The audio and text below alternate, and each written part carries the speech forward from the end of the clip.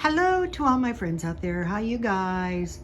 Let's hope we all stock food up. But if we didn't, we're still going to get by okay. Okay, this video is if the dairy and if the beef gets very, very expensive, what are we going to do? Sit in the house and starve? No. Okay, today I went to 99-cent only and I bought this olive oil.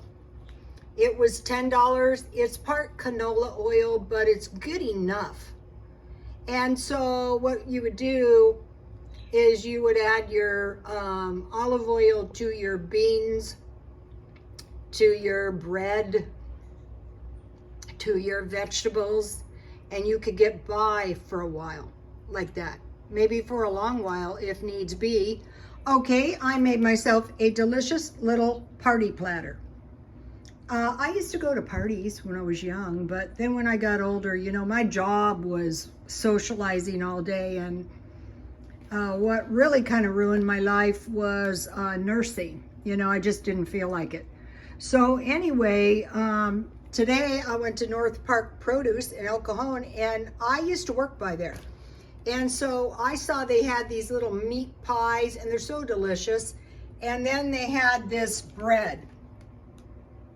And then they had this cheese. And then, you know, I had some olives and tomatoes, and I would put some balsamic vinaigrette dressing. It's not the cheapest food, but it's not the most expensive food either. It's doable. And if you have parties, you know, parties are coming up. If you make breadboards, you know, you could cut them, you know, you could do really cute arrangements. And I used to make chicken wings or chicken legs. Chicken wings are expensive now. So you could come up with some kind of cookie sheet full of chicken legs, barbecued. And they used to be, well, they're still cheap. I can buy 3 pounds for $5, and I would take those to parties and there would be none left. So with this kind of very delicious food, what is good is tea with sugar. And I bought this party plate in these cups for 5 million views on YouTube. Okay, so that is that. I don't eat out too much, but I like to. Okay, now if you don't have expensive cheese, you can have any kind of good bread. And if you have cans of fish, okay, I buy this at Aldi's, really reasonable. They have the German type small fishes, or you can just eat these. And then I stockpiled some brown sugar and some trail mix from Aldi's. There's Luna, the new plant. Okay, this is not the cheapest, but it was almost $14, but it's well worth it.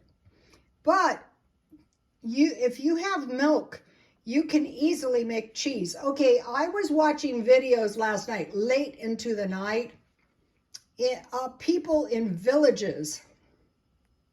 And in one, they toasted some oatmeal, and they eat a lot of sugar. That is because babies survive on milk and lactose.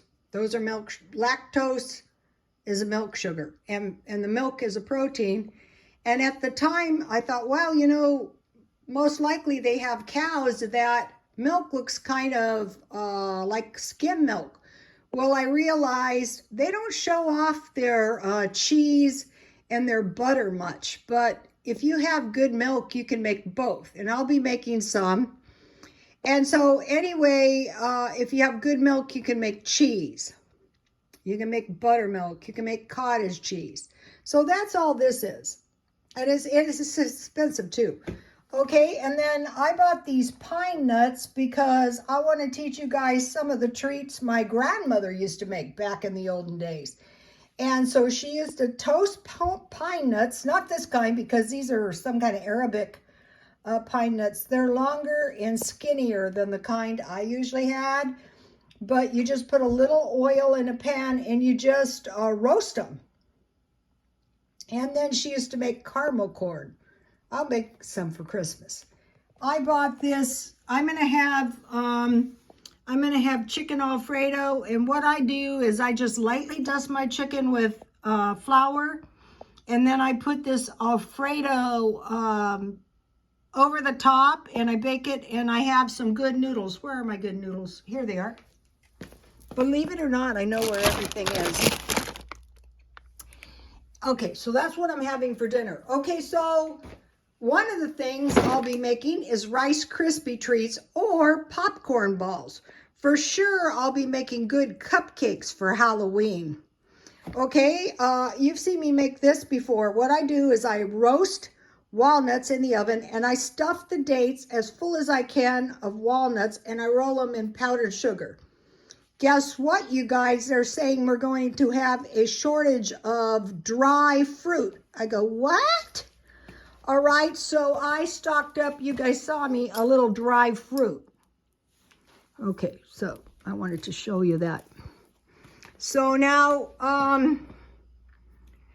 you can be pretty cheap. Like what I am super cheap sometimes for days on end, 3 or 4 days.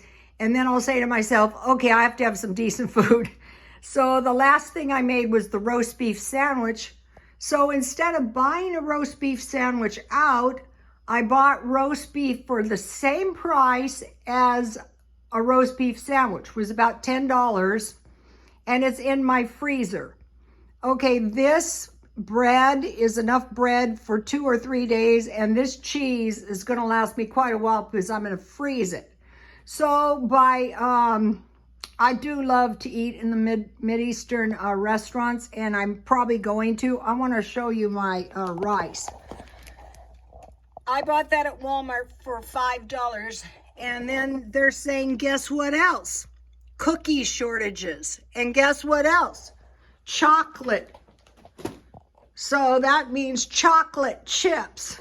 So with that cookie mix, you can make all kinds of cookies. But I wouldn't be worried about cookies. I would be worried about flour. I wouldn't be worried about it. I would just stock it up. Beans, rice, pasta, and then some kind of olive oil.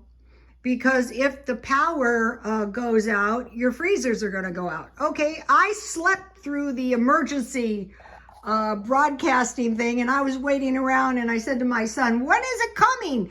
It's probably coming in the middle of the night. And he said, no, Mom, we already had it. I go, well, then I'd be dead in a nuclear attack because I just slept through it.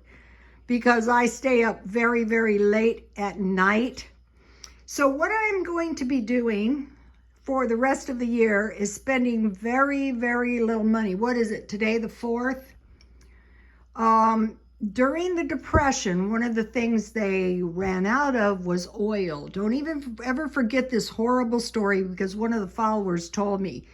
And the people were literally starving. So what I did is I stocked up on shortening, and I thought, no, that is not smart. You want to stockpile up on nuts and seeds and fish and olive oil.